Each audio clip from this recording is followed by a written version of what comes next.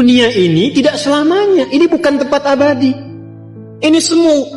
Dan kehidupan kematian yang berlangsung di dunia itu sejatinya memberikan kesan kepada kita untuk belajar. Kumpulkan bekal bagaimana caranya di dunia ini berhasil, di akhirat meraih kemuliaan. Itu yang dimaksudkan surah Al-Mulk itu. Surah 67 di ayat yang kedua.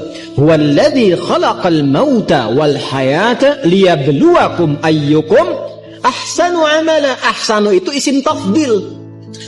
Ya, dari kata hasanah tadi. Jadi kita mengumpulkan hasanah, tapi orientasinya akhirat. Dan untuk mencapai ke titik itu, Allah berikan bentangan jalannya disebut dengan ibadah. Karena itu ketika Allah memerintahkan kita ibadah dalam bentuk fi'il amr, itu sebetulnya saking sayangnya kepada kita. Kalau nggak sayang nggak akan diperintahkan.